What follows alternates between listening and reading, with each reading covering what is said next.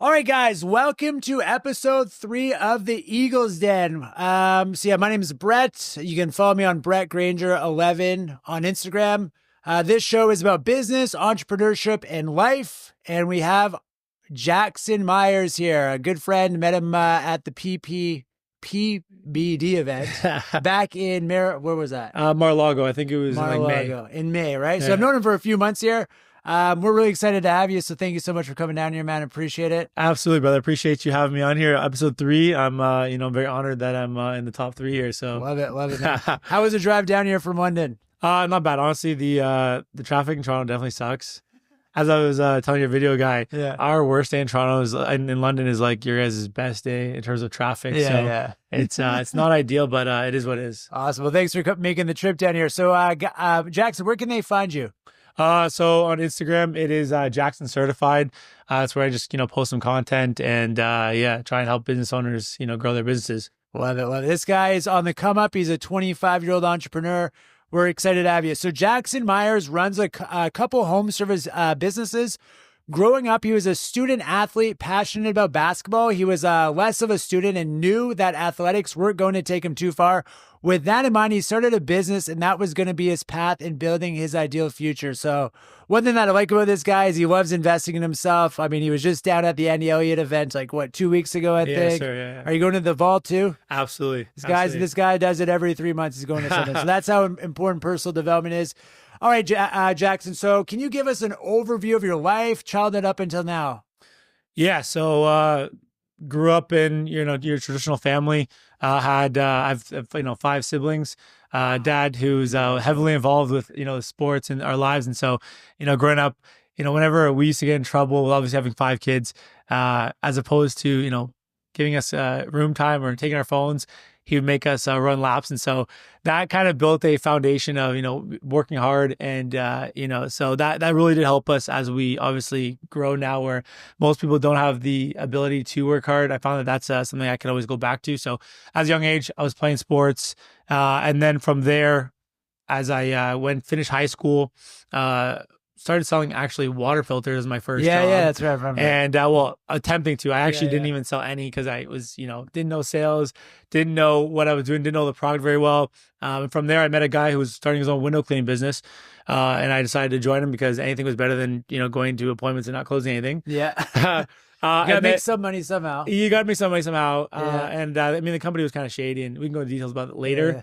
But from there, I learned that there was a need for window cleaning, and all you had to do is knock on doors, and people would give you money, and you'd go clean the windows. So from there, a few months later, I brought my brother and my other friend in, and we started our business. Now, it was really a part-time job. I mean, enough to, pay for the booze on the weekends and, print out some cards where it says CEO. So we were all CEOs. You're badass. Yeah. You go to the bars, you give your girls your cards and, you feel like a cool guy. But in reality, the bank accounts weren't showing that I was running a true successful business. Yeah. And from there, I was also in school playing basketball in university. So it was kind of like a side hustle, you could say. And then COVID hit in 2020. And that's when business and kind of school kind of shut down. Obviously, we had, remote classes, but everyone knew that was a joke. And so I figured as opposed to COVID, yeah. So as opposed to just sitting on the couch and watching Netflix, I was like, well, I might as well invest into my business because, basketball was taken away from me, school was taken away from me, my business was not. So if we look long term, if you're in control of, how you earn money, you have a lot of control of your life. And so decided to really dive in, started watching PBD's, content, consumed all of his old stuff. PBD? Patrick David. Don't know yet. Yeah, Patrick David. I mean, if you need any help with entrepreneurship or you want to know how to do your first hire or anything like that, type in YouTube. Almost guaranteed his stuff's going to come up first. It's highly, highly informative and really inspirational stuff. And it really does kind of set the bar for what you should be doing if you want to actually take your business seriously. And I wasn't doing that until I started watching his stuff. And so that really, really helped us scale. And obviously during COVID, everyone was at home. So it was easy to get sales. I love COVID. Yeah. I mean, you were a little bit further along. So you had to take advantage of it. Had I been at where I am now with what I know during COVID, oh my goodness, I would have done circles around everyone. But there's going to be another time for that in the future. And so we dove into that. I had 2 locations at the time. Probably shouldn't have had 2 locations because didn't have systems as I should have. And so it was too much to handle running 2 cities at once Yeah. without systems. And if you ever, are running a business, you know that systems are the key to scaling. And so from there, shut the one down, went back to London, grew that one up. And now next year, we're looking to open the second location again. Good. And really just, focus on. Quick question for you. Yeah. So you're telling me about your old man. So you were saying your old man, to discipline you, would make you run laps. You know what I'm saying? Like laps around the house or like laps around a track. Yeah. So, and I really just want to know if your old man used to just give you the fucking smackdown. It's like, oh, absolutely. was he like old school? Like I remember one time I said something to my dad that I shouldn't. He literally Bart Simpson choked me. Like literally, like yeah. Like he literally did that one time on the staircase. I'll never forget that. I was like, man, I'm never gonna mess with this guy ever again. Like I still have flashbacks about it now. Yeah, if you go to my house, there's actually still a hole in the wall where your old man still lives there. Oh yeah, we're still in the same house. Yeah. Okay, wow. So there's a hole in the wall where he like grabbed me one day and threw me against because I had questioned or whatever, and I said it in like an aggressive way, and he didn't like that because we're traditional in the sense that he's head of the house, so you must respect that, and I was teetering on disrespect, which now that's important though. Definitely, and I look back now and I'm like, what, I probably would have done the same thing without if my kid was nipping off to me. Should. He's providing, taking care of us, doing what he needs to do. So there's a level of respect that comes with that. But conveniently enough, the block where I live is about 380 meters, and so if any of you track, did you grow up in the hood or like? No. I didn't grow up in the hood. I grew up in like a middle class, you could say. Okay. But our block was exactly almost the same. I just know the term block is like. No. Sounds kind of hood. Well, how would you say like a crescent? Like our street was like almost a perfect circle that was the same distance of a track. And so whenever we'd run, he knows approximately what we would do on the track, so it correlated to that. And so whenever you get in trouble, as opposed to you're grounded or your phone's taken. I mean, we didn't really have phones, but he would say, get your shoes on, and then you knew you were going to be running, and it was either going to be 2 laps, 4 laps, or 6 laps, and he'd be sitting out there with his timer timing us. And if we didn't do it fast enough, because he knew over the data of years and years and years, then we have to do it again. And so we actually still have a big list of papers that have all of our times. So it'd be like 2 laps. You're always this into data and numbers. Well, I didn't like it, but he kept track, so that way if we were trying to be slow or trying to cut corners, he would be able to tell. And so we have a big sheet of like 8 to 10 pages, double-sided with all of our times, so you can go back and see all of us how our times were back then. But that was kind of setting the foundation for just being able to work hard and putting in the work. And so we actually all did cross country, and the one year all of us won our age group. And you'd wonder how would we all win? Well, when you're running. Are you the oldest or youngest? I'm the youngest. The second youngest. You're the second youngest. Yeah. Wow. And how old's your oldest? So she's 3 years older than me. So 28. Yeah. And then your youngest is Tristan. Your boy that I met. He's 19 now. We're a blended family, so there's so what's the gap on that? I think we talked about this. Yeah, I think he's 9-year gap. Yeah, between the oldest and the youngest. Yeah. Oh, okay. But we're blended, so there's obviously, some factors in there. Yeah, exactly. Was your family the type where like they'd measure you, like you go to that house right now, it's like Jackson 5'3". Oh yeah, there's on the when you walk in the door, there's depending on how long your hair is too. Yeah, exactly. You got my curls, you got to puff them down a little bit or press them down, but and so that was kind of the household we lived in. It was loud. It was always something going on, always some beef going on between siblings. But that's the best, man. That was the days of your life, man. It honestly is. You have older brothers or younger? I have my one older brother. Yeah. Do you fight him all the time? Oh, when we were younger, it was every day. Scrapper? Every day. Yeah. I used to be the one just to push his buttons. And what's the gap between you now? Just 1 year. Oh, so that was your rival, basically. Yeah, exactly. So whenever we'd go for runs or something like that, we'd always be battling it out. And he was a bit bigger than me at the time, and so I'd always push his buttons. What's the biggest duke you ever had with him?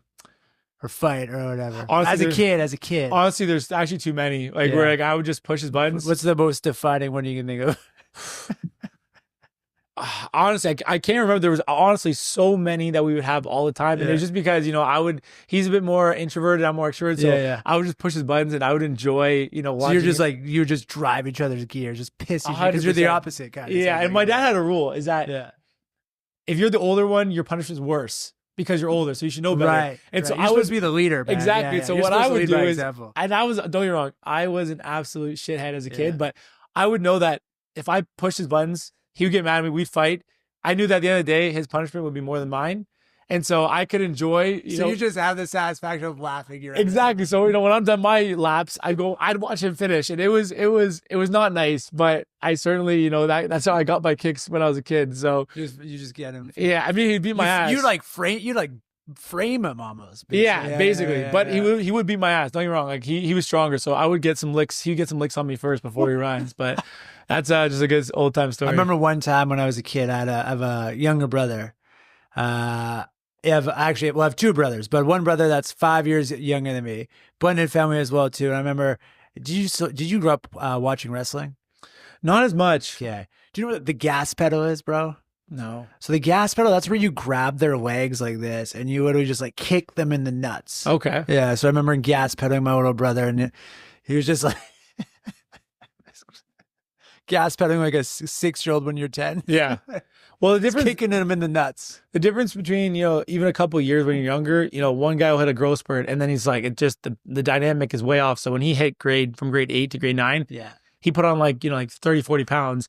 And so me being, you know, 5'2" in grade 9, him being 5'9", you know, it was an uphill battle for me. But at the end of the day, at least I could watch him run a couple extra laps than me. So grade 9.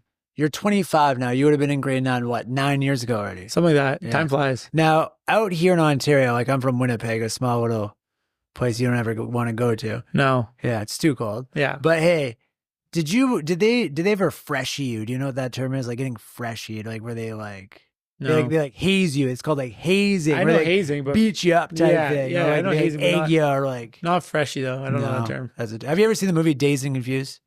No, they do that in that movie. Mm. If you want a good movie to watch sometime, just go watch Dazed and Confused. It's a good one.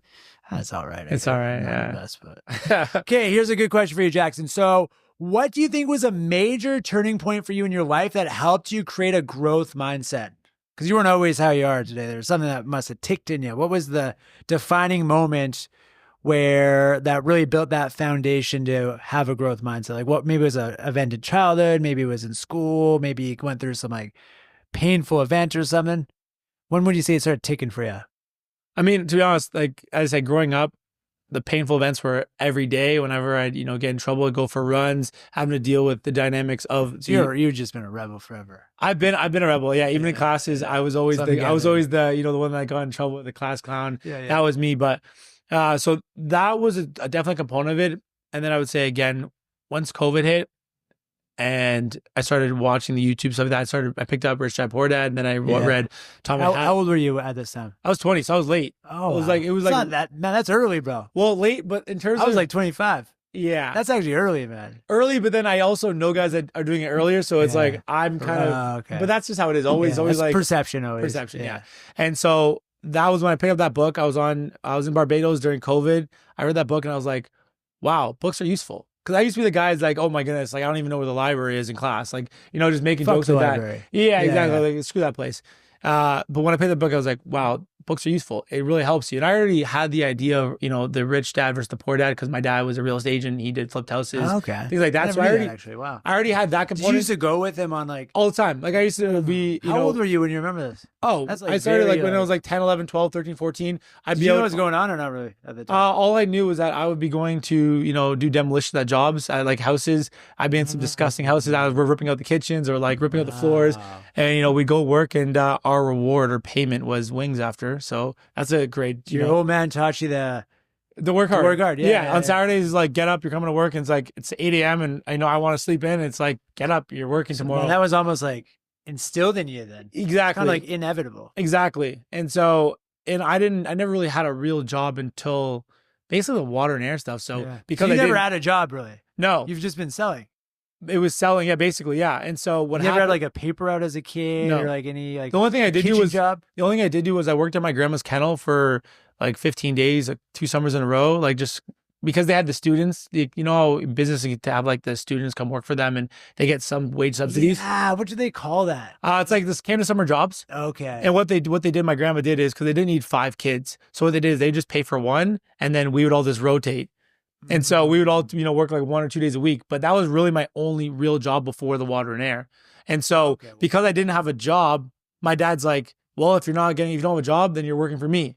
and I didn't really get paid much here That's and there. what always happens when you work. Exactly. They underpay you and they just treat you Well, like. yeah, and he would pay for my basketball. Like I played prep league, so he paid for that. So it was kind of like I was paying him back to a degree. Because I mean, when you're like 13 to 15, you should start like Getting understand the concept of work and like, exactly contributing, Yeah. and helping, Exactly. and giving back. Yeah. doing some work. But I was playing sports, and so my schedule was a little bit different to the traditional kid that doesn't have sports. Like I would always have So practice. you were like in sports like every evening almost? every morning, like Okay. during high school in the morning, 6 a.m. I would typically go to the school early.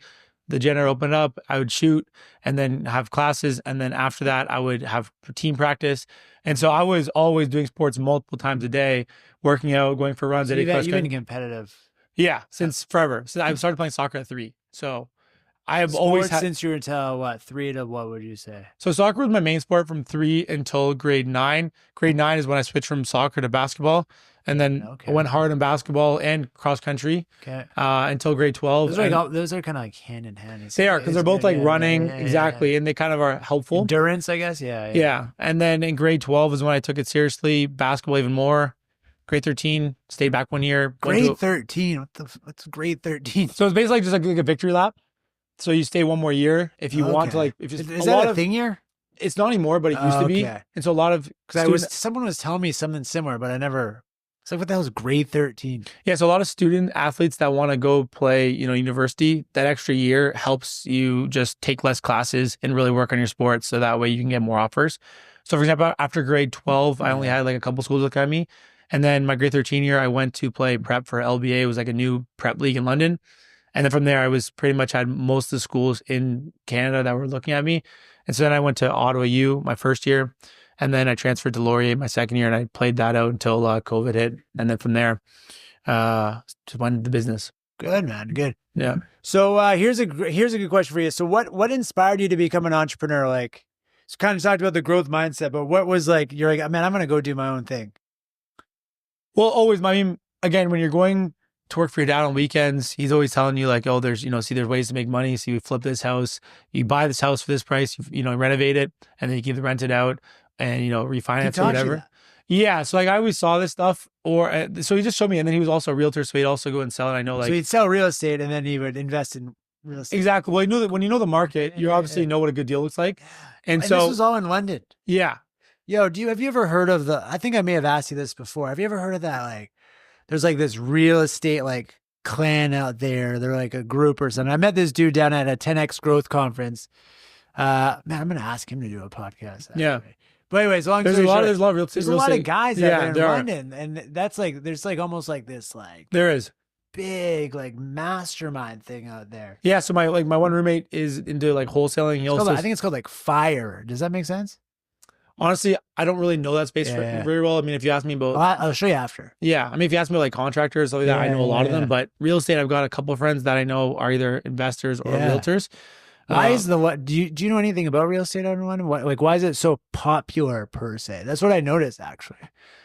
Honestly, I don't. Cheap market, or it was a cheaper market, and there was a lot of like good wholesaling. Obviously, before like right after the COVID, it kind of dipped. This would have been, bro. You would have been 18 at this time, probably. Well, yeah, I mean, I've always been seeing the real estate because my dad's obviously a realtor. And so since like 10 until like 20, I was just always going to, job sites with him or, going to. I never knew this about you, now, to be honest. Yeah, going to do showings or just being at his office as he's like filling out, putting offers and stuff like that. And so that's kind of where the overall entrepreneur stuff came from, is I saw him do it, but he wasn't running. Was he like pitching you anything? Was he like, man? No, like, but what he would do is pressure, like not pressuring you, but like. Yeah, but no, he would just. Anytime I had an idea, he would be like supportive of it. Yeah. And so that's definitely a helpful component that I think most people don't have is, they want to tell their parents, hey, I want to do this. And they're like, no, take the safe route, go get a job go to university, then get a job. Speaking of that. And then, what's your true opinion of college and university? Your honest opinion. Yeah. The raw deal. I went to university and I played basketball and. Oh, you did actually? Okay. Yeah, and then on the side, I went to school. But like mostly, on the side, you went to school. Okay, but I mostly there for basketball. And if it wasn't for basketball, what about women too? Do you go there for women? Uh, I mean, you're an athlete. You probably got a lot of yeah, girls. it's certainly helpful when you're a varsity Just so you guys athlete. know, I believe this guy's single. If there's any ways that we say I that. am. But obviously, when you're in school and you're on the basketball team, people know you because obviously you're playing sports, stuff like that. And so, and then being in the, the whole, going out with the basketball guys, Yeah. people know you and you have people to go with and stuff like that. And so it certainly makes it easier. I can say that. Yeah. But man, have you ever tried recruiting any of those guys that you grew up with? Because they're your age, man. yeah, I bet you a lot of those guys are doing some garbage jobs right now. Like, or I bet you a lot of those guys, bro, are not where they want to be. So I bet you like maybe 20% of them are where they want to be or on the path to where they want to be, but the other 80% are lost. It's a mix. It's a mix. I mean, you can probably find some killers in there. There are definitely a lot of ambitious guys, but I would say a lot of things that they still have is the limiting belief. Yeah. They don't have the limiting belief when it's not about sports, but all of a sudden when it comes to like the real life stuff, the limiting beliefs are a big thing. You see that actually. I do. Even in athletes. Yeah. Well, it's just because and people that work out like that and take care, like I just imagine that these guys are because they know more guys that have made it in basketball by just obviously watching the guys in the NBA. They know copying them. Yeah, but they don't know that many entrepreneurs that they can actually, say they've either, met or seen in person or whatever. And so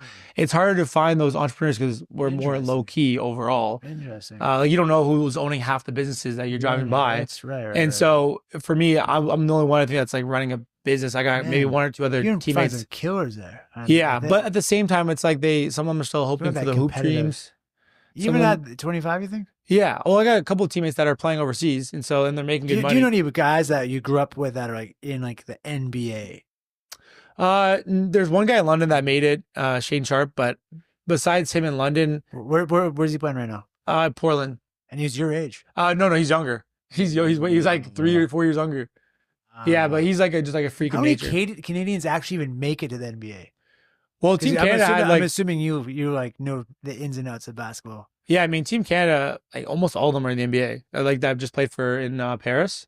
Okay, I haven't been following, if I'm being real, honestly, at all. Yeah, I saw a badass metal band was like opening that show up. I was like, this is crazy. Yeah, that's all I saw. I haven't watched too much honestly because I'm like, the way I see it doesn't really impact my life and I'm busy. So like, how many players are on Team Canada for NBA? Like on a basketball team? 14, 15. Okay, only 12 can play. Right, but. So 14 Canadians on that team. Yeah, but I think there's a lot more than that. There's probably like 30 or 40 Canadians in the NBA. Like there's even maybe more. 30 or 40 only? Well, there's only like 400 players. So when you factor in, wow, yeah, there's not that many players. It's mostly U.S. Oh yeah, obviously it's U.S. dominant, but there's a lot more. I never thought about this. To be honest. Now there's a lot of Europeans as well, but yeah, still predominantly just Americans. US. Yeah. But if you go back like 10 years ago, it was even more just U.S. Wow. Yeah. It was even more U.S. Yeah. But it's starting Vince to Carter, grow more. I don't know if you grew up, like, who's your team? Honestly, I like watching just whoever's playing good, to be honest. Like, I don't like watching shit basketball. So, like, I'm not going to be like going to the Raptors if they suck. Like, did you go to Raptors games growing up? Not really, no. I went to one or two, but like honestly, driving from London, Toronto, and then So and they sucked for a lot of time. So really, okay, yeah. So you never saw Vince Carter going on? No. Fuck, that was like. Yeah, I mean, I was really young. A kid at that time. I was super young. You would have been like, you're the same age as my brother. Yeah, and I was soccer was my main sport till like grade 9. So it would have been done by then. Yeah. Yeah, I didn't really play as much basketball until grade 9, and then I was like, oh, basketball's a lot cooler. Yeah. So it's just fair. Cool, man. So, you told me that. What's one of the biggest challenges you think you faced so far, being an entrepreneur and starting your own business? Just not knowing not knowing things. Honestly, like when you start a business, you're just trying to even find one person who's going to pay you for something. And then from there, it's like, okay, what else do you need from me? And you're just trying to figure out which services you want to offer. And then you got to figure out, how to get clients. And then you got to figure out, which clients you like serving. Because obviously when you start out, you don't know how to get high quality clients. Right. You don't know how to, figure out what services you want to offer because some services are easier to produce than others. Some are higher profit than others. And then some are easier to train than others. Because obviously for me, I never wanted to be a solo entrepreneur. I'm not somebody who wants to, like, for an example of a solo entrepreneur, be like somebody's like, Yeah, haircutting. tell me what this means. Yeah. Yeah. So like I someone who cuts hair, like, you know, you can get really good. You can make 100K. You clock in, you clock it whenever you want. You make your own schedule. And but if you get hurt, bro, or you get fucked up, well, that's it. But then you don't have to deal with like trying to train people, trying to build systems up, you know, figure out the marketing, doing, you know, all these other things. Cause really, once you get good at cutting hair, your clients are coming back and boom, you know, you're going to have, you know, the 10K trading time for money for the rest of your life. Yeah. Now that's a better alternative than, let's say, just working a job where you only get paid a certain amount and you can't up your price or you can't, you know, build your own schedule. Yeah. But I was in it for the big game. I wanted to go big. And so that takes a lot of systems, that takes a lot of people, and that takes, you know, just a team to get it done. You need to know, you know, what you want to offer, what the price point is, your margins, you know, how to get jobs, how to train people. Right. There's so many factors in business that you don't even think of when you start out. All you're thinking about is, I got to sell somebody and try and produce it. Yeah. And that's where we were at 17 when we started the business. But fast forward to now, I mean, I don't schedule the work. I don't sell the work. I don't produce the work. I don't collect invoices. I don't do payroll. I don't do the marketing. All I do is I kind of oversee the people in their departments. Yeah. As you do, obviously. You're not out in the field. You might be training somebody. Yeah. You might go out in the field with a sales rep to train them, but you're not going to go out there and be like, I got to go close a deal today. Right. Like, you're like, what else can I do that's more valuable in my time? Yeah. And so, like, for example, this podcast, hopefully you're going to be able to talk a lot about your business. And then, you know, somebody maybe in Halifax is like, oh, this guy's cool. Let me help on this podcast. And from there, you're like, hey, do you want to open up a location out here? And so this is a good way for you. This is higher. You know what I found out about doing these podcasts, bro? Now that you're going to start doing... By the way, I'll tell. Do you want me to tell them? Why don't you tell them? What are you doing? Yes, I mean, I'm going to be starting a podcast with one of my partners in business. Where we're just going to be talking. What's it called? It's going to be Beyond the Hustle.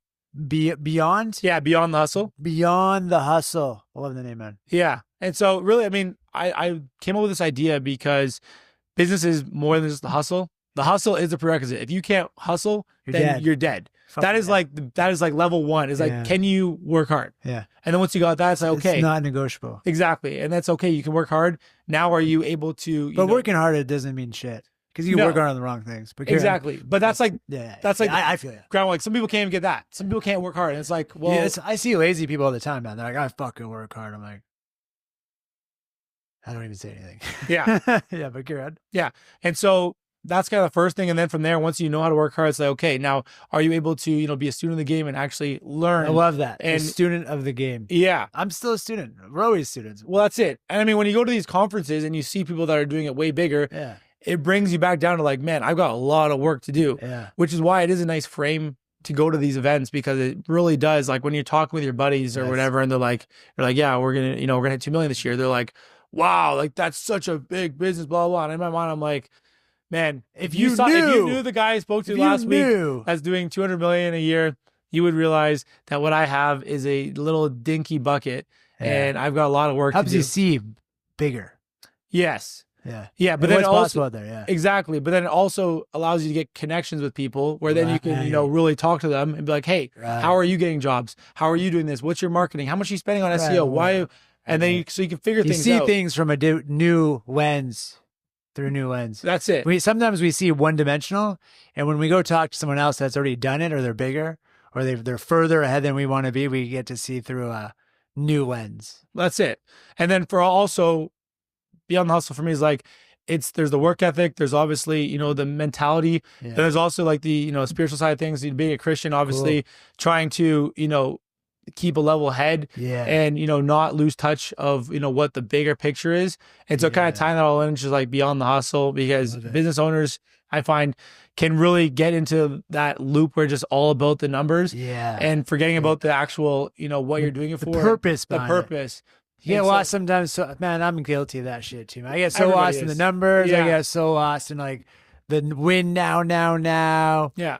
I tend to forget sometimes about what really matters in the big picture. Well, and urgency is a big factor of business. Yeah. Like, if you don't have urgency, you're also dead. And so question about the urgency thing. So I work with a lot of young guys like yourself. Our ideal candidate is someone from like 18 to 35.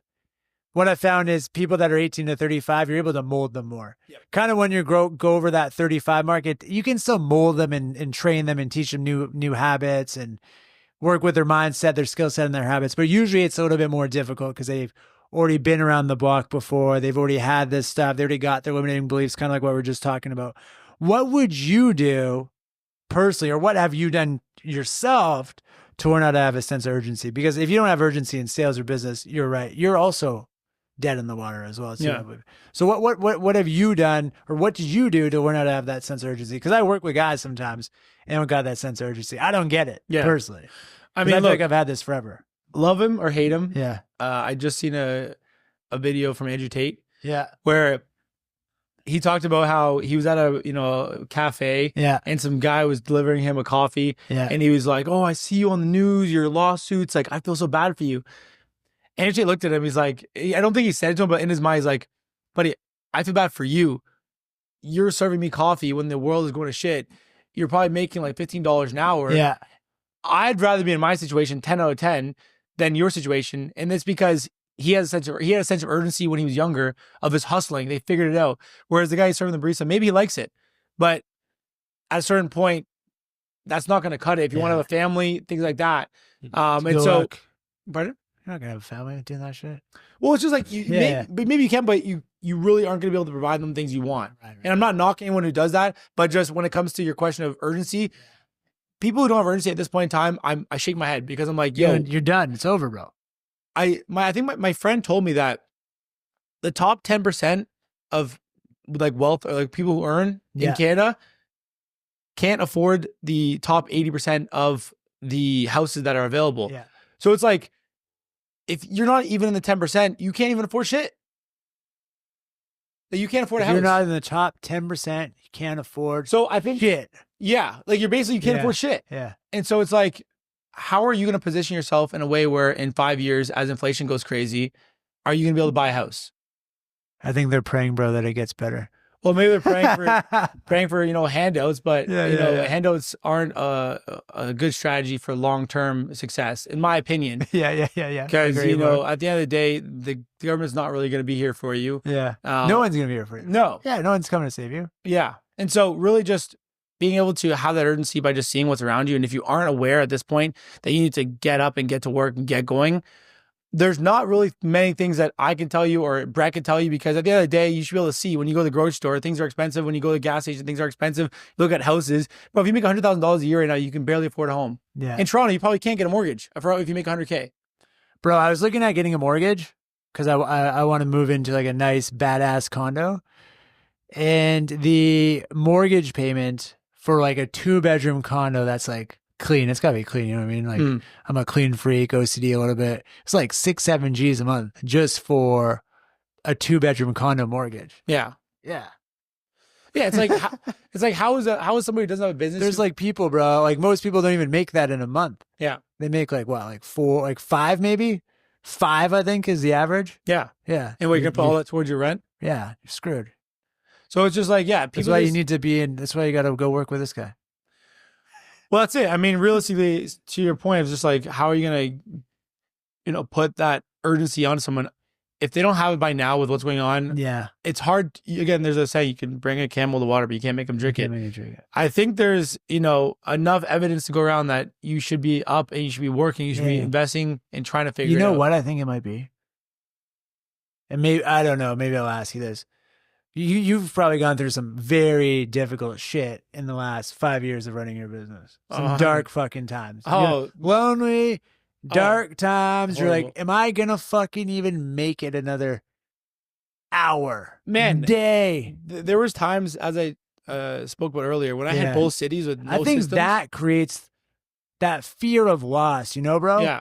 Everything is fear of loss. So they say people are motivated by 2 things. First thing is fear of loss. Most people want to hold on to what they have. Like, for example, if someone like stole my laptop, I'd be more bummed than if, I'm trying to explain this. Yeah, if someone stole my laptop or my laptop broke, that'd be more painful to me than just going to buy a brand new one. So most people are motivated by fear of loss versus the fear of gain. Yeah, or pleasure. Yeah, pleasure of gain, right? Yeah, like you'd feel worse losing $100 than if I gave you $100. I had a watch like this, bro, and I lost it. So I had a Rolex like this, and I was traveling down here before I moved here with my son. And I left the hotel room. We were in a rush, like going to the airport or whatever. And I got back to where I was living at the time in Edmonton before I moved here. And I got there, and I opened up my suitcase. Like, oh my God. I forgot my Rolex in the safe. Call there, gone. Yeah, then they made Yeah. I was like, I still think about that periodically, time to time. Yeah. So yeah, I think that's what it comes down to when to have that sense of urgency, is I think a lot of people, they play it too safe, man. They play it too safe. They don't want to take risks, and they just play it safe their whole life, or not their whole life, but until they decide they don't want to play it safe anymore, and they take a risk and they get punched in the face, lose some shit. Yeah. And then they have that fear of loss. Yeah. And I think that's what keeps the dog in you going. Yeah. Yeah. No, for sure. It is hard. Don't get me wrong. And as I mentioned, when I was running both cities and I didn't have systems, it was the most stressful time. I was so anxious all the time. I tell a story. My sister came down one day just to have breakfast with me. And I couldn't eat what was on my plate because I was worrying about jobs and worrying about payroll and worrying about how we're going to get it and like all these things, because I just didn't have my shit in order. And so that was the most stressful year of my life, hands down, no question about it. Year 5, you said? No, that was... You're in year... So full-time officially, we started in like 2021. So yeah. But before that, it was like part-time. So year like 4, I guess you could say full-time. But there was 3 years before that where I worked like part-time in the summer. Right. So I don't know if you want to count that or not. It was, I guess, just, testing things out, but it wasn't like I was, actually competing in the marketplace. I was, pick up the scraps off the guys who couldn't take those jobs. But yeah, the tough times that you go through as a business owner are almost, it's like having 10 years of suffering and crunching it into like 2 years, because you're having to deal with so much more stuff on a daily basis that somebody with a job might feel that pain, but over a long period of time, you feel it so short because every day you get in the office or you get to work and there's calls, problems. Like I wake up in the morning, almost, I'd say. I don't like to call them problems. I like to call them opportunities. But they're massive. Well, they problems. are opportunities. I mean, even still, my brother calls me, he's like, hey, there's this issue. A painful opportunity. Yeah. And it's typically costly. Yeah. It costs you money. It's usually not free. But even now, year 5, I'm still getting calls trying to figure things out because we're always trying to optimize. Right. And every time we hit a spot, then we try and, add more jobs, and then you try to add more people, and then you have to, recalibrate your systems to match where you're at. Right. And then do it again. So there's always going to be problems, but ideally you're not having repeated problems. Because you solve it. Because you solve that problem. There's going to be another problem based off of where you're at.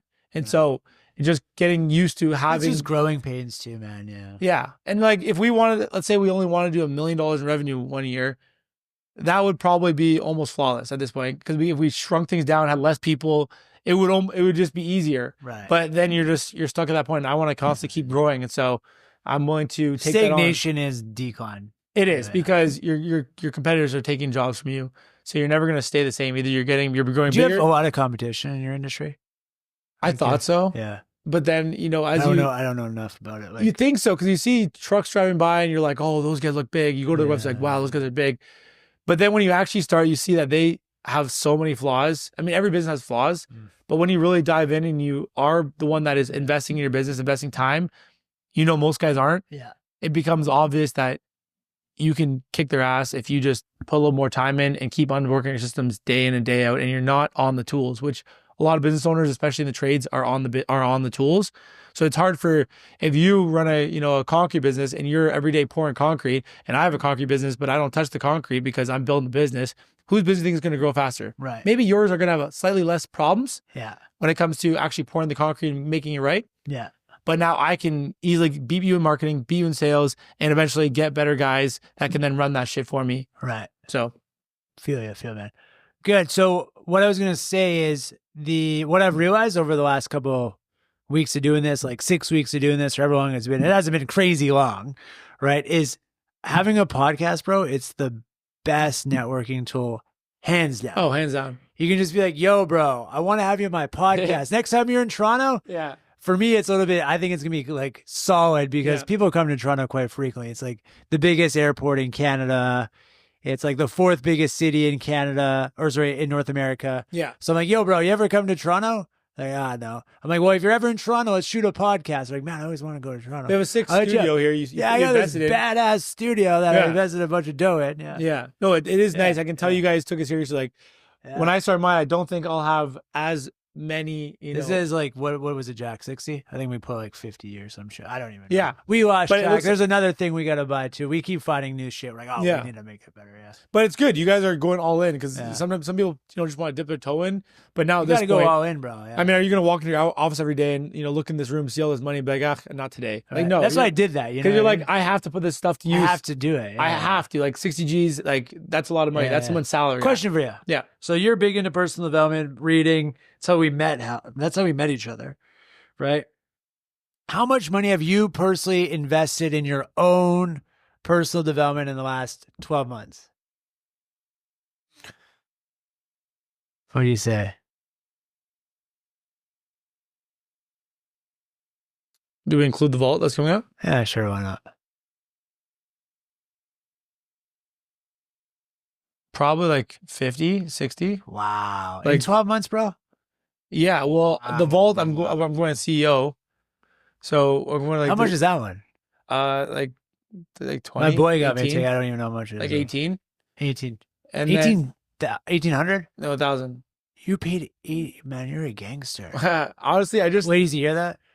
Well, here's the thing.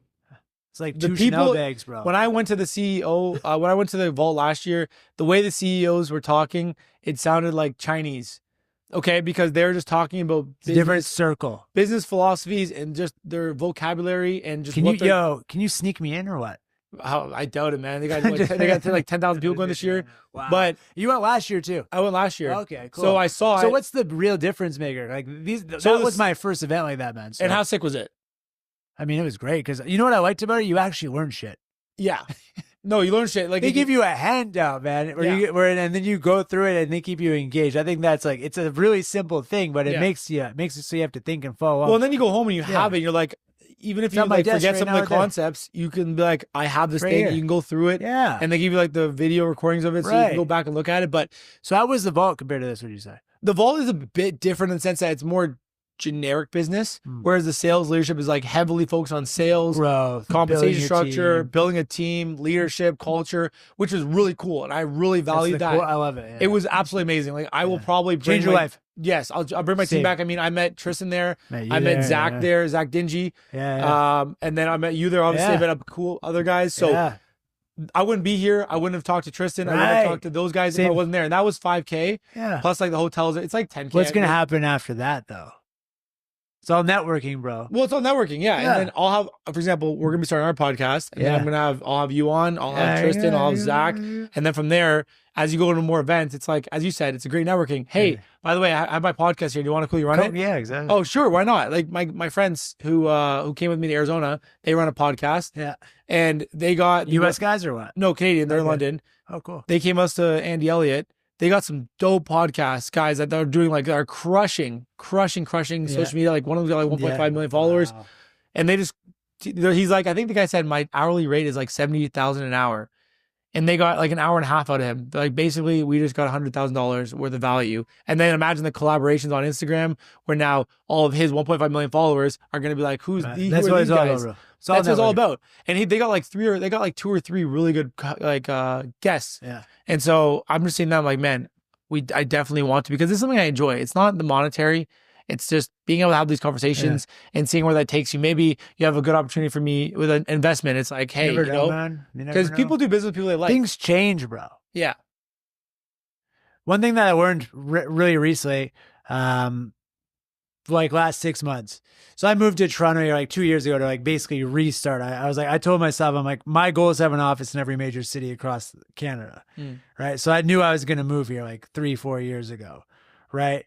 So my whole thing in life, it's like, there's a few things that matter. I think it's 5 things. First thing is spiritual. We've already talked about this before. Second thing is physical. If you can control your body, you can control what's going on in your mind, right? Mental is next thing. Emotional. Relationships and then financial. It's actually 6 things. Because without relationships, there is no financial. Do you know what I mean? So I kind of look at it like self, other people. Because that's the connector. Do you know what I'm saying? Yeah.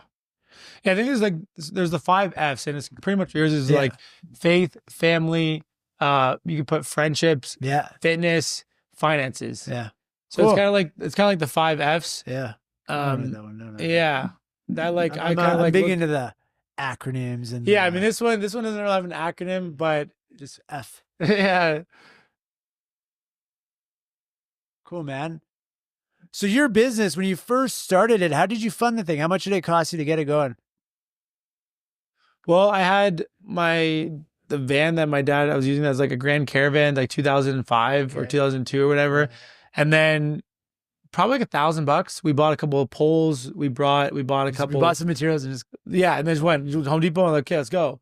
And then we started Home Depot. Yeah. Now, don't get me wrong. We butchered so many jobs. Like we're talking, we absolutely like annihilated. Like, not like damage, but like cleaning windows. We sucked. Like, okay. So this was doing the window thing. Yeah, this is the beginning because we started with windows. We only switched over to like the gutters a couple of years ago. Okay. And now we've run both. But at the time, we didn't know how to clean the windows properly. We didn't know how to, do a good job where you should start. We'd start in the first floor and then go to the second, and it all drips down and like just dumb shit that like, now we see it, we're like, well, that's obviously stupid. But when you're 17, you don't know anything. You're just like, let's just go do it. And there was 3 of us. So it was just like no teamwork. But it was fun. It was fun. And I'm not gonna lie, like, I see you smiling like a little kid. Well, like we were just like dumb guys. Like sometimes we even like have like weed brownies and then like go out and work. Like just like don't get me wrong. I don't recommend this. And like, it was actually so stupid. But at the time, it was like, at least I'm doing my own thing. At least I'm having fun with my 2 bros, and we're making some money. Like the one day I have a video of us, we made like $2,000, and at $2,000 weed brownies. No. While we were cleaning, but like I have the cash in my hand after a hard day's work, and we felt like we were the richest guys on planet Earth. Like there was nobody richer than us because we went out there, we knocked on doors, people gave us money. Like that's like at like 18. I mean, come on. Like if you don't, unless you have a real job and you get money, but for somebody who can go out there and make it yourself, not a company paying you for your hourly, it's pretty cool shit. Yeah. And so, but obviously, being high on the job doesn't really get you, doesn't really get your business to where it needs to be. Yeah. And so obviously now that's a thing of the past, but during that time, it was a fun thing that we thought, you know what, we're our business owners, we can do what we want. It's almost like rebellious. Yeah. Yeah. But it is what it is. Good. It's hilarious, man. I would never do that. No, climbing ladders. I mean, it's a terrible idea. I get terrible idea, but like, I mean, how many? Like, man, I feel like when you're high and you like, if you're that high up, man, it's like you seem like you're way higher up. But at the same time, it's like also when you have your music in, you're cleaning stuff and like the satisfaction, like the stuff getting clean, like pressure washing, like it kind of, I don't know, it's like feels nice. Whatever, like you're young and just doing dumb shit. Like how many young guys is doing dumb shit? Like a lot of guys do a lot of worse things. The dumbest shit ever. Yeah, like a lot of guys do a lot of worse things. I'm like, you know what? At least I'm trying to do my own thing. Yeah, so it's good. I love it. I told you I was rebellious. Did you? What about selling lemonade? You ever do that? No. You never sold lemonade as a kid. I used to shovel driveways though when I was like young. Just straight. Shoveling driveways. Yeah, we all neighbors and stuff. Just neighbors. One day, like $300. Wow. How many did you do that day? Probably like, I don't know. We charged like $30 to like $50. So like 10 probably? Yeah, but there was 3 of us. So we each had to like split up. So it was a lot of driveways. Okay. Yeah. One of 10 between the 3 of you. Probably more. Like in some houses were smaller, so we give them deals or whatever. And then imagine this for a second. Imagine an adult going to someone's door and knocking on the door and being like a 40-year-old man just, hey, can I shovel your driveway? I just think it'd be hilarious compared to a kid doing it. You know what I mean? Well, yeah. But for me, I'm like, imagine like a grown ass man. Yeah. You'd still be able to get the job done. I just think it's hilarious. I mean, look, you can do what you gotta do. Yeah. People would let you because you know what? Yeah, if you're out there, you're actually trying to do something. You're not asking for free handouts on the side of the street. Yeah. Then I'm more inclined, especially kids. Like when I see kids, like honestly, I don't even come out on grass anymore. This kid across the street. Yeah. He literally knocked on my door, was like, hey, can I cut your grass? There's these 2 little guys. And I'm like, honestly, yes. Like, they just remind me of myself when I was younger. So I'm like, I love to support that shit. So whenever I can help people, I just couldn't imagine, like, if I was old and like 40 or 50, and some little kid came knocking on my door, and I'd be like, no, I'm going to do it myself. Like, I'd be like, obviously, sure. Like, I give him $100, but like, have fun, kid. Keep up the hustle, entrepreneur spirit. If a salesperson approaches you, do you always buy? No. if they suck, no. But I'll give them pointers. I'll be like, hey, next time do that. Or if I just don't need the stuff. Like, I'm not just gonna just give away stuff, but if I like what they're doing, I might not even buy the stuff and just like give them money or whatever. Like, hey, I like. Are you more of a yes guy or like situational? Yeah, depends. Like if I like their cause and I like their a pitch or their approach, I'll say something. I might even try to recruit them. Be like, yo, you need a job. Yeah, but you gotta do that anyways. Always that. Yeah, you gotta do that anyways. Yeah. And so just plant that seed. Yeah. Fair. All right. So what would you say is the most rewarding part of your journey thus far, the last 4 years? It's 4 years, right? Yeah. I mean, you can say 7, but that's kind of like... let's just go from when you have the business. When I actually have the business, I'm like, I'm putting my time into this. It's not like, just a side quest. So just seeing things get done and seeing things grow. Like where we were at in January and then... This year? Yeah. And wow. So I'm talking like from where we were in January till now, the amount of improvements that were made is just off the charts. And it's largely due to my younger brother, Tristan, dropping out of school. He was at Queens. Let's go. Yeah, he was using Queens, he was on a roll, like all that good stuff. Dropped out after first semester because he read Rich Dad Poor Dad. I was like, what the hell am I doing here? I'm a poor dad here. So he dropped out, joined us in February. And he was a big component because he's more of a integrator. Yeah. Whereas like I'm more of like a visionary. He's more of an integrator. He has components of a visionary, but being a good student, you typically are better of an... So he's more like a intrapreneur. Integrator. What were the different ones again? So it's like intrapreneur. That's where you work in a business. Yeah. So an intrapreneur is somebody who, let's say, doesn't want to take on the risk of investing the money and trying the thing, but they see somebody that's, going to do well, or they think that they have a good shot. He talks about it in his book. Did you read his book actually? Which one? Choose Your Enemies Wisely. Of course. Or was it the five? There's your next five moves. Did he talk about intrapreneur and extrapreneur? He did. I think was it entrepreneur and entrepreneur? What was it? Was it just the two? Yeah. So intrapreneur is somebody who goes and finds an entrepreneur that has the money or has the capital or has the vision. And it's like, I will attach to your vision. I will help you. Right. I'll make a little less than you, but I want to be a part of the company. I want to help you scale it. I want to grow it. And I have different skill sets than you that complement you. So for me, I'm a visionary. Very little risk. Yeah. That's risk. Well, yeah. I'm more of a risk taker. I've cast a vision and then entrepreneur. So what's an entrepreneur? And the thing. Entrepreneur is the one that casts a vision or, invest the money. So my little brother inheriting some of the business at this point, he didn't have to pay, do the legwork of getting it from zero to, 1. More risk as an entrepreneur, obviously. Of course. I mean, we've invested hundreds of thousands of dollars at this point into business, coaching, equipment, trucks, learning what doesn't work, learning what does work, all the fuck ups on jobs. You just love learning, man, eh? I mean, it's cool. Like I'm listening to a book right now on the way here, and it's just like which one? Tommy Mello's book. What's it called? Tommy Mello. It's called like the Home Service Millionaire or something like that. Really? Yeah. And it's cool. It's really cool. Okay, go on. And it just breaks down all the components of like running a business. And so like when you're at zero, somebody runs a $10 million business is giving you information that's basically useless because you're too far away. They're talking about... You're saying if the gap is too far away, they can't help you as much. Whereas if somebody's at... a few steps ahead of you. If somebody's at 200,000 and I'm going to do 2 million, I'm like, I was there 2 years ago. Here's the things I would do. I would stop doing this, focus on this, do this, add this. Work on those things and come back.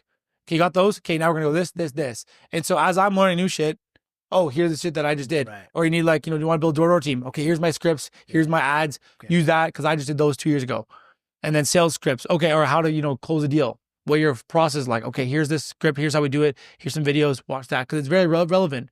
Where somebody's at 10 million, they're not in the business. They're probably, doing higher leverage things that the person at 200,000 doesn't even know or even things that you have to do. Like building policies or things like that. So I think proximity to where you are and where you want to go is very important when it comes to finding somebody who can help you with it where you're currently at.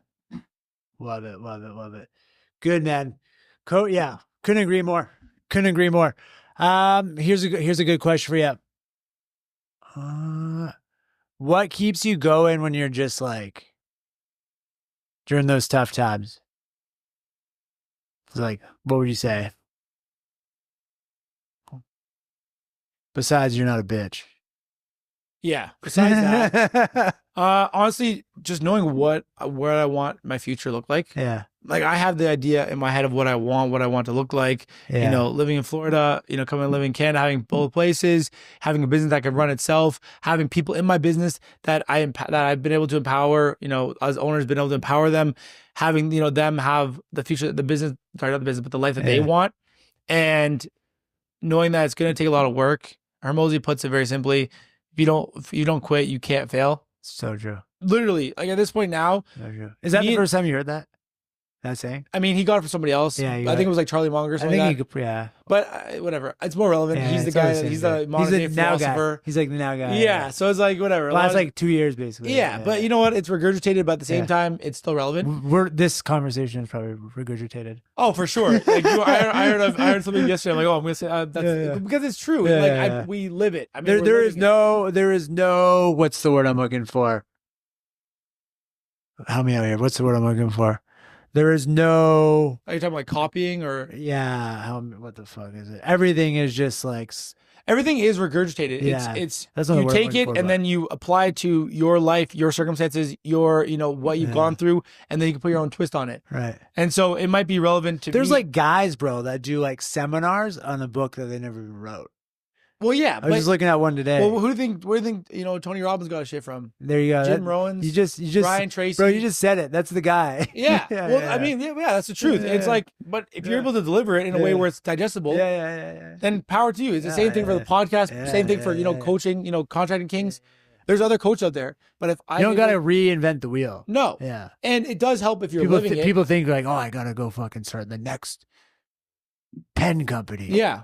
Well, it does help. The next Apple. It does help if you're living it. I mean, obviously, I'm running one home service business, one contracting business. So when it comes to being able to actually coach somebody, I can say from real life experience, not a program that I bought and then I regurgitate that. It does help when you have that real life experience.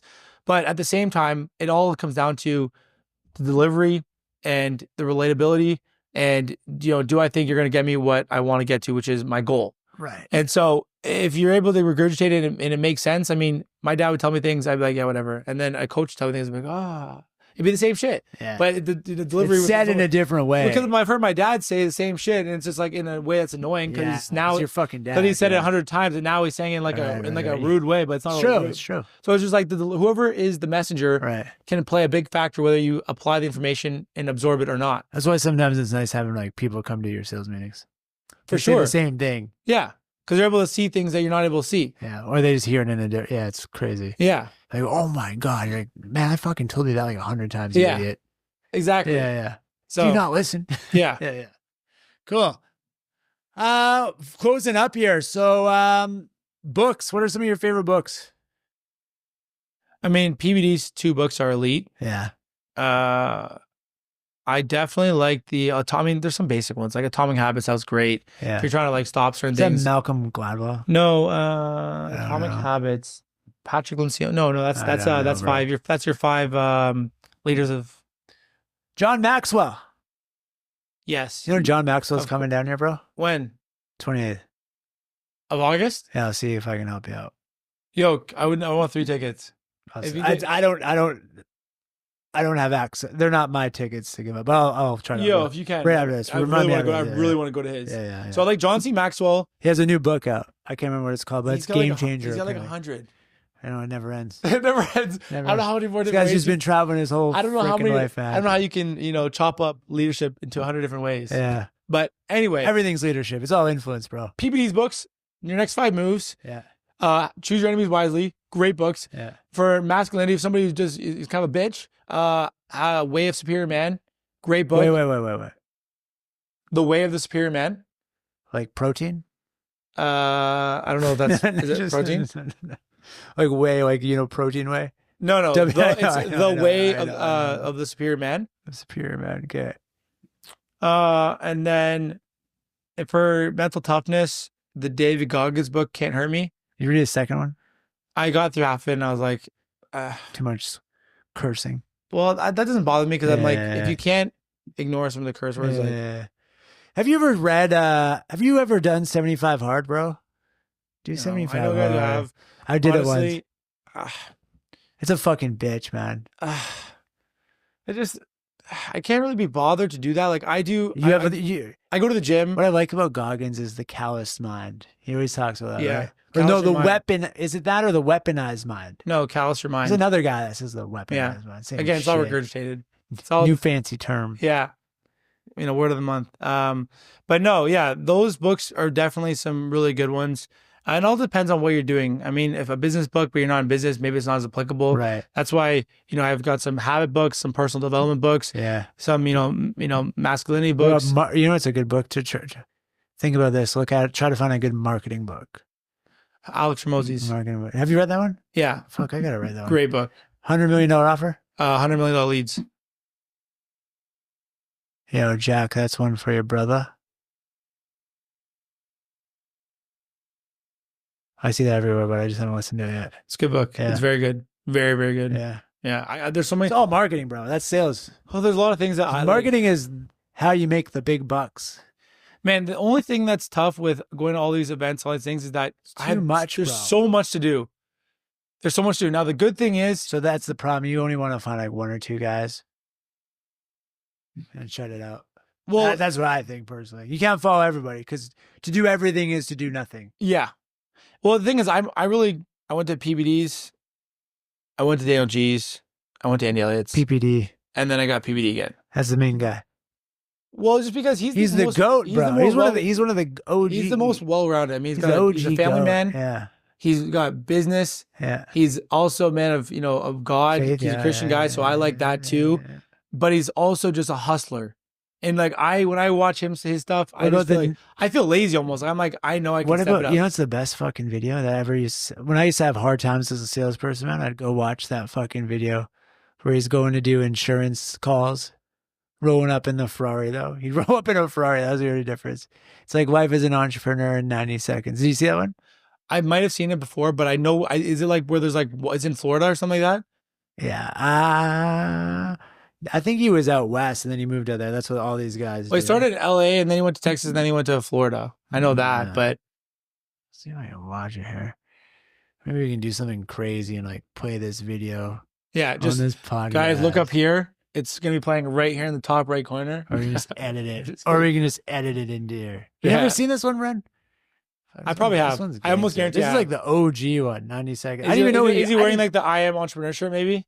I don't know, man. I just remember this like 8 to 10 years ago. I didn't even know who he was, to be honest. I was like, wow, that's motivational. That makes me feel good. 90 seconds of... yeah, his love probably the clips are first nice. one that pops up, bro. Yeah, I know that one. You see this one? Yeah.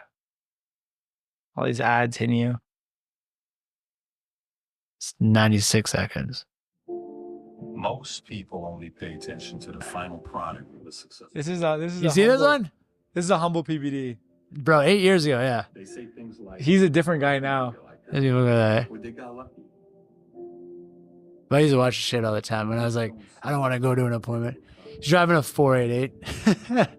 Is that a good one? Yeah, it's like, I think that's a Pista, I think. That's one of my dream cars. I've never seen this video. That's Yeah, that's Mario. Yeah, this one's Lonely nights while trying to make their vision a reality. this is the reality of it. You see, the only difference between the one who quits and the one who doesn't. Show you this to your team. They showed up every day. They worked hard every day. They hustled every day. They learned from a proven man. There's what's his name? You know that guy? Yeah, You heard him? that's one of his right hand mans from the podcast, PBD podcast. Really? Okay. How do I forget his name? Look, he was driving a The biz Rari. dog. He was driving a Rari before. Now he's driving something different. Because this is the reality. This is the highlight reel, but then the other one is the reality of him in the Toyota Corolla or whatever. This is definitely Florida. You think so? Definitely. Oh yeah, Palm Tree. Yeah, definitely. I know. Florida. Who knows? I have no clue. Where's he going here? What? You want to watch the Spanish version? No, Yeah, fuck yeah. no. In the end, your success will speak. I can't see it's covered. You never saw that one. I used to watch that shit. all I've the time. watched it, but like a while ago. I mean, I've seen so many clips that I like. didn't even know who he was back then. Oh, yeah. I mean, I watched him before he was 1 million subs. He was at like 800,000 subs, and now he's at like 5 million. So I'm one of the OGs, you know. But what does that have to do with anything? So, personal life. How do you balance your business life? I don't like the word balance, but how do you balance the personal life with the business life? Or do Bro, you that's just something I'm not right still now? trying to figure out, honestly. Yeah. Like I want to ideally my ideal world would be wake up early, hit the gym, have a good breakfast, do your reading, whatever, work on the business, then have a life after work. But it doesn't go that way. Yeah. It doesn't always go that way. Sometimes you're up late because you're doing things, then the morning's gone, or you're networking with some friends, and then Everything else gets shut out for some time. yeah, and it's just got it's something that priorities. I'm currently working on. I'd say it's one of the things I'm trying to figure out what I want for my work life balance Yeah. that is gonna keep me going without the burnout. And I think doing things like the podcast Yeah. will have a nice offset because it's more about enjoyment, not as much like the business is obviously I'm trying to make money, Yeah. but the podcast As well, I'll make money Pardon? eventually. But it's not like I'm going to start a Not an podcast today and be immediate like, event. all right, I'm going to shut my business down and podcast is going to, feed families. Right, Like, no. right, right. But it's more of like a passion thing where I can network, learn a lot. Like when I'm on podcasts, when I run my podcast, I like to learn from people and ask a lot of questions and see what their, mindset's like, how they operate, what helps them, what, has, hindered them. So I can learn and take from everyone. Eventually, if I've done 100 podcasts with 100 different successful people, Apparently it's only 21 and you're in the top 1%. we'll be there. That's it. You'll be there soon. That's I'll like be 2 a week, bro. 2 week for 10 weeks. You're the top 1%. Yeah. Well, people are useless, and it is because it's hard. Things get in the way. But if you want something, you got to be able to not make excuses. Just do it, man. Yeah. Just fucking do it. You can do anything. Okay. Advice for a young entrepreneur, someone that's looking to get into business or entrepreneur or sales. What advice would you give them? 3 things. I mean, what would you tell your younger self even? Basically, who you're talking to, essentially. Pick up some books, Yeah. find a mentor, and be willing to sacrifice a couple years. When your friends are going out partying and you're working, just know it will pay off, but you've got to be willing to put a couple years aside because, now I'm 25. I do run a couple businesses. Yeah. It looks all good. But in my first 4 years, quote unquote, before that, we made no money. Right. We made no money. I was waiting for my OSAP to hit to pay my bills. And, it looked good seeing the Snapchats and the, Instagram stories, but there was no money. There was heartaches. There was suffering going on. Yeah. And the sooner, Looks cool on the surface. yeah. But it's bullshit in reality. And that's the reality for like almost every entrepreneur, Yeah. at least for the first few years. And so the For sooner, sure. the sooner you can get through those first couple of years of, tough times, Yeah. the better you'll be, the more money you'll be able to make. And I think you definitely need a mentor because when I got a couple of mentors, that's when things really help because you don't know what you don't know. And having somebody tell you, stop, focus on this, look at this person, you got to, promote this person, you got to get rid of this person. Here's the software, here's the marketing, here's this guy. It will increase your life exponentially, but you got to be willing to invest in yourself, invest in your business, and sacrifice. Love it. Love it, man. Love it. Sacrifice, man. That's it. That's it. That's really it. Sacrifice and discipline. Discipline is a big one. All right. Long-term goals. Oh, man, we're going over time here. We're going to finish. This is the last one right here. All right. So next 5 moves for you, what would you say? Yeah. Doesn't have to be 5, but next couple moves for you, what would you say? Systemize the business even more. Scale it more, open up a couple of locations, start the podcast, work on personal branding online, and start dabbling into checking out some opportunities down south.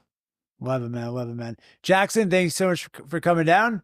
Absolutely, Let's brother. do this Thanks for again having me. sometime. Yo, I'll have you on my podcast. So if you guys want to follow him, where can they find you? Jackson Certified on Instagram, and YouTube will be coming soon. That's a wrap, guys. See you next time. Episode 4 coming up. Boom. Bada boom, bada bing.